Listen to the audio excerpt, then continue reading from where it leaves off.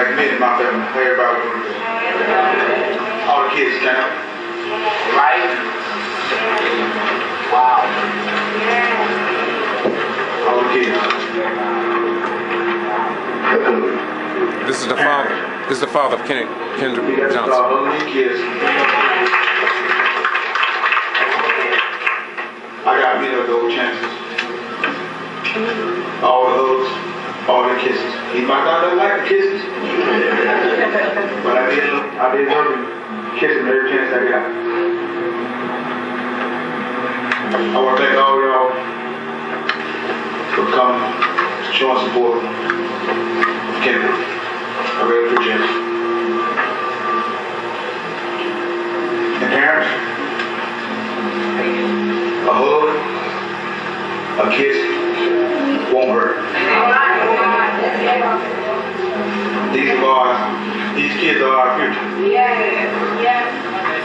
Part of our future been took. Tom, where you at? Appreciate it, man. You got to do something that I could. To the people who call Kendrick a thug and all these other names that are posted on my YouTube channel. Well, these are people. These are human beings. Again, these are human beings that this young man's life touched. And as you can see, it is what it is. Back to the father. I want to mention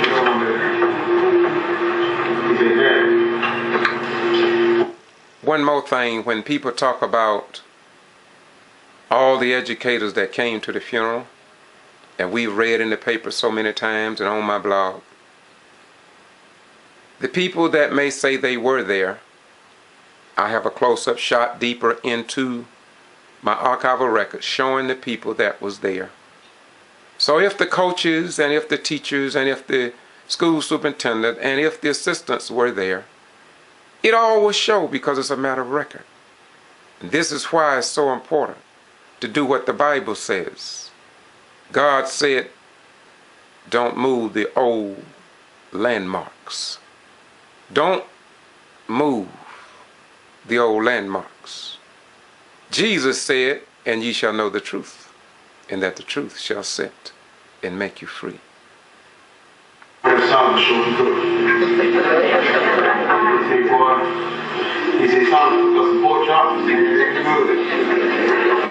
Excuse me, let me back up, and I'm going to do it. I'm not going to edit this. I'm going to back up, and I'm going to be quiet, and I'm going to let you review this, make your own decisions, and let you see what kind of family and people here, what kind of father and mother we're dealing with here. Let me start over again, and I promise you, I will not interrupt you, or this video rather. So let us start at the beginning here. Yeah, now, let's try it again. Like me and my family, everybody was there. All the kids stand up. Right? Wow. All the kids. Parents, you got to start hugging your kids. I got many of those chances. All the kisses. He might not like the kisses, but I did love him kissing every chance I got. I want to thank all y'all for coming, showing support of Kenneth. I really appreciate it. And parents, a hug, a kiss won't hurt. These kids are our future. Part of my future been tough.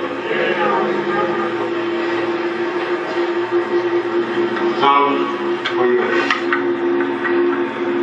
Appreciate it, man. You got kids to do something that I could. I went to the go over there. He said, Dad, boy, that Solomon sure good. He said, boy, Solomon cooked some pork chops. He said, it's good. Dad, he good just about better than you. Appreciate it. You got to do something like that. And my son wanted a chance to play football again. It's hard.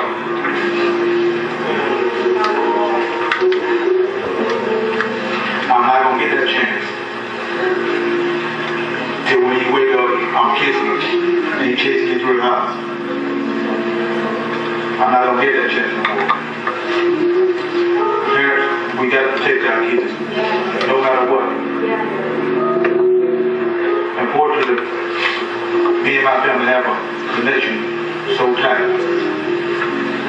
If we didn't know the routine of our son, ain't no telling what we can end in the past. But parents, you got to get this connection with your kids. You got to talk to them. Because you never know. Sometimes it's a knock you come in the door. I last seen my son on the 26th. I went in the room. I said, hey boy, I'm gonna go. He raised up, he looked at me. He gave me some doubt. He said, I'll see you when you come back. I don't have no one to call and question me now. My wife do another. But I can tell you this. If he's called, if I'm not home at that time, I'm going to get another phone call. And he's going to say, you told me you're going to be on such and such. Where you at? I know that. And I don't understand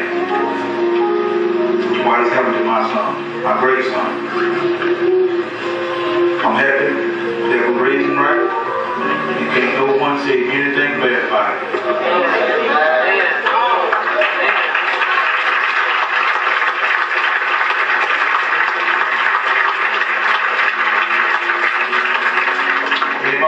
We don't want to close them down, just like any other married couple. But we took care of our kids. And the ones that we have left will continue to do that. We as a family just always have to stay together, we always will. Because nothing can tear the family down if the family have love.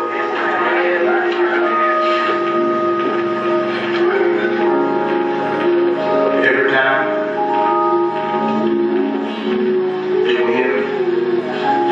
family in the house, we tell the jokes, have a good time. It always was them against me and Kenneth. If we were out there, it always was them against me and Kenneth. Kenneth was always by my side, no matter what. And always home. I was just curious that, boy, you ain't special.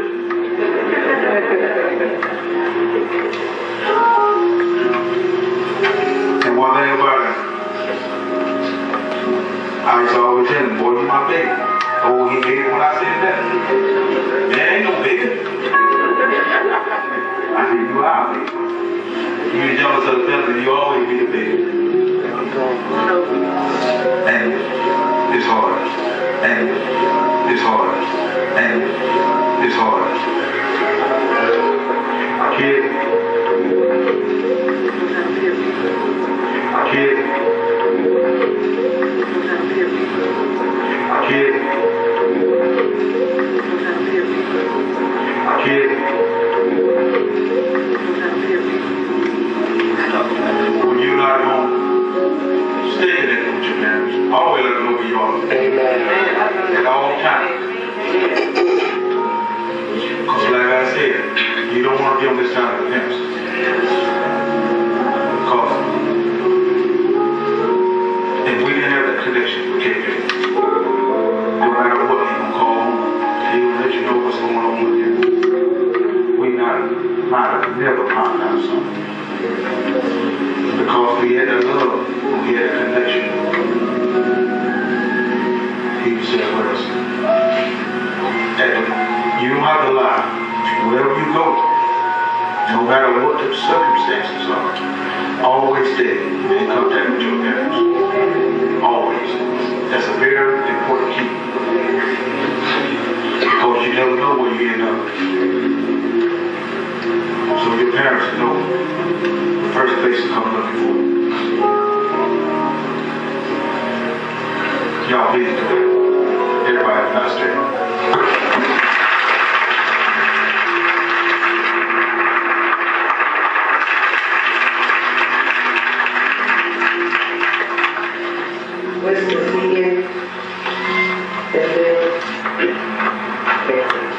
And Coach Holly, followed by, as a friend, Zach Copeland, and will be favored by solo by Minister Jennifer too.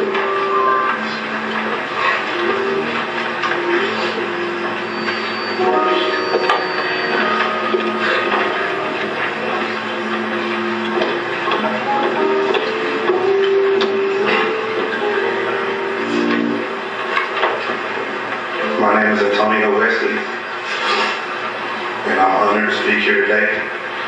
I'm honored to have known Kenneth Johnson. I met him for the first time about 4 years ago at basketball tryouts when I was in middle school. I knew then that there was something special about him. Not only did he make my basketball team, but he started every single game for 2 years. He was our emotional leader.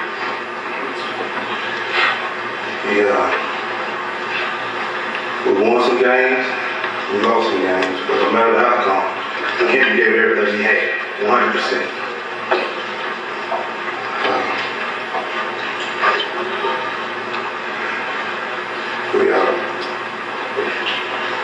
He was a true Viking, a true competitor, a true student athlete. He loved his family, he loved his school, his friends, his teammates, and they loved him. And we love him still. He was a humble young man with the proper upbringing. He was raised right. His mom and daddy did an outstanding job raising his son. I commend you for that. I too have a son. If I can raise my son the way you have raised yours, then I can truly say that my job as a parent is a job well done.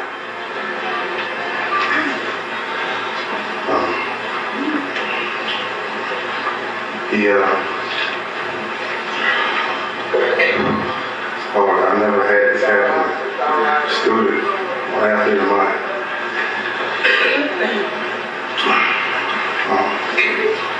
I will not forget him. I decided that no matter where I go, no matter where I coach, I'm going to now start the Kenneth Johnson Award. At the end of the season, I'm going to get that award, the Kenneth Johnson Award. The most dedicated, most determined athlete that I have. The athlete that shows true, a shining example of what a student athlete really is. An athlete that shows class on and off the court. He was a good communicator, a motivator. He was our emotional leader. He was focused. Your son possessed all these qualities. I will not forget him. I thank God for our memories. I love it. I'll tell this story, and I'll let Coach Holly come up. About 3 years ago, we were playing Tipton, number one team at that time, undefeated. And we had a game, and I told the boys, can we beat them? I said, yeah, Coach, we can do it. Some of those players on the team are here. They may remember this.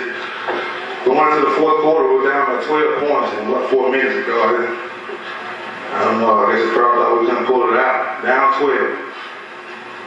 Kendrick started, he got the boys pumped up. We can do it, let's go. Next thing you know, we made a basket. He made a basket. He started making passes. He started getting steals. He started getting rebounds. Out of nowhere, I was like, what's going on? Next thing you know, we're back in. Next thing you know, it's tied up. I'll start with him. Kendrick, we beat Tiffany that night. I said, I told you, coach, we could do it. I told the same story to my guys this week. We played the same team on Tuesday night. In the locker room, they start looking around at each other.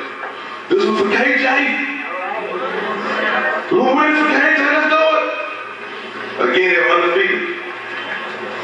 3, 6, 5 players in middle school. I thought I was playing the New York Knicks or somebody. I was thinking in middle school. The boys fired up off the KJ store. They came out, they got up by 10 or 15 points quick. They felt like I've never seen them play before. But again, we beat the undefeated Tiffany team.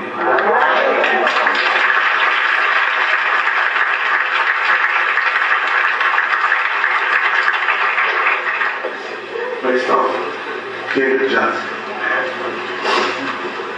I'm going to miss his brilliant personality, that smile and the fun and laughter he brought to his friends and his teachers. Won't forget him. Kenneth Johnson, may you rest in peace. You were a shining star, a student star. You made the transition from an earthly star to a celestial star in the sky. May you please rest in glory. Thank you. I also had the great joy of coaching Kendrick, and kind of add what Coach Wesley said. I remember that night against Tipton. I was sitting in my usual corner in the gym, and I remember seeing KJ just unreal, just scoring baskets, getting rebounds. After the game, I went up to Coach Wesley and I said, you know, what in the world got into KJ? He was unbelievable. I mean, he could not miss a shot. He didn't miss a rebound. He was just unreal. And then again on Tuesday night, like he said, you know, I heard the kids chanting for KJ as I was sitting in my usual seat. And it was like KJ was on the floor all over again. And the team and the kids never missed a beat. You know, I want to share a couple of stories as Kendrick as a football player and Kendrick as a young man. Kendrick as a football player was like no other. He was a quiet leader. Didn't have to open his mouth. Didn't say anything. But his passion for the game is what I'll always cherish. He loved the game. He loved his teammates. He always wanted to play so hard. And after every single play, KJ would walk over back to the defensive huddle and would kneel down. And at first, all the coaches would say, well, you know what? What's up with KJ? Is he hurt? We got to get somebody for KJ. And KJ would just look, do that number there, let us know everything was okay. I think I finally figured out what KJ was telling us what he was doing. It was a time we were scrimmaging Pine Grove, and the us coaches talked, Coach Mitchell, I saw him earlier, we all talked about this story about KJ. We were scrimmaging Pine Grove, and I was standing back there, and Pine Grove had the ball, and the quarterback dropped back. And it was like a flash just ran in front of me, and I was trying to grab my whistle because I knew what was about to happen. And all the Pine Grove coaches started hollering, but it was too late. KJ had left his feet and hit the quarterback just as good as a person can hit somebody. And of course the quarterback lay there, and KJ went back and usually did his usual thing, he kneeled down. I finally figured out what KJ was doing. He was going to pray. Please, God, don't let me do anybody else. And that's what KJ did. Mr. Johnson, I can assure you this, that when the Lord called him home, He called home a great football player that is playing on the Lord's team right now today. He's not done playing football. The other story I remember about KJ playing football, I never let him run the ball, and he'd always get mad at me. He said, "Coach, you gotta let him run the ball." And, you know, we were pretty good. We were first undefeated team to ever come through Lowndes Middle. That's how good we were. And we would always get big leads on everybody, and I'd tell the coaches, "Hey, look, I can't put KJ back there. He's going to run over everybody." But it was the Hay Howard game. And, you know, we were up big at halftime, and I made a deal with my lineman. I'm sure Solo and Big Rashad remember well. I said, "Look here, if we score in 4 plays, coming out of half on Monday, we're going to eat." I said, "All right, Coach, what are you going to do if we score in 1 play?" I said, "We're going to eat a lot." And sure enough, first play, Amon Brown goes 80 yards. And right before that time, KJ asked me, he said, "Coach, you got to let me run today. I fit." I said, "All right, KJ, deal." So I looked at Coach Vetus. I said, "Coach Vetus," I said, "something bad's about to happen here." He said, "What do you mean?" I said, "Well, I put KJ in there at wingback, and I'm going to give him the ball." He said, "Well, that's okay. We'll give him first down." I said, Nah. KJ's taking this one to the house." Looking on the program, it's actually a picture of KJ getting the ball on that exact play in the bottom corner. I remember so well. He came to our sideline, got the ball, ran over the first guy, and I cut my eyes to Coach Vetus. I said, "I told you." And KJ can sprint 60 yards for the score. But the thing about KJ, he didn't spike the ball. He didn't dance like we see on Sundays. He set the ball down at the goal line, came to the sideline, told me thank you for letting him run the ball, and celebrated with his teammates. That's the kind of person KJ was. He loved his teammates, loved them. As I was flipping through some pictures that the family came and got, I came across one. It was the only game we lost that year in the championship. And it happened to be those same people Coach Wesley talked about that we don't like anymore, Tipton. And I'm sitting there looking at my team, our team on the knee. And Mr. Johnson brought it up. I looked at all the faces of the kids on the knee there. And I looked at Solomon first because, well, Solomon's bigger than everybody else. So, and he had a look on his face like, well, he was ready to eat again. And I looked at the others. Amon looked tired. Some looked sad. But the look in that picture in KJ's eyes, I don't think I'll ever forget it. The determination, the hunger, the wanting to do good is what I'll always take with me about KJ. He had that look. And that's what I remember about KJ as a football player. As a person, my wife and I have been sharing many stories about KJ this past week. And we were talking last night, about today. And out of nowhere, my 5-year-old daughter came up to me and said, "Daddy, I drew a picture." So I said, "Well, what's yours, sweetie?" She said, "It's of KJ." And she was too young when KJ played for me that she didn't really know KJ. But she had heard the stories of KJ that my wife and I had shared. And I said, "Well, show me your picture, sweetie." And she turned it over, and she had colored the most beautiful angel that I've ever seen.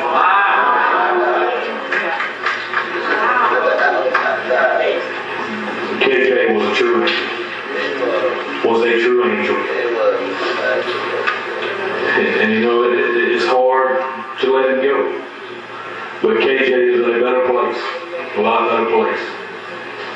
And I'm going to ask, I know most of them are standing here, and I've talked to most of them this today and a couple of days past. If you play for me at Lowndes, just please stand up. Many of these guys are on that same team with KJ. Here's the challenge for you, man. take the passion, take the love that KJ always demonstrated and put it in your heart. We won't have any more problems, I promise. Play hard. Play the game of life hard. And here's the most important thing. It doesn't matter how many touchdowns KJ scored, how many points he scored, how fast he ran on the track. He got the ultimate victory. He won the ultimate championship, the ultimate trophy. And man, hear me good now. This is the challenge. He won the victory in Jesus.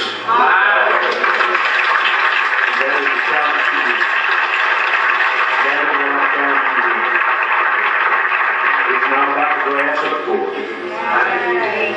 It's about the victory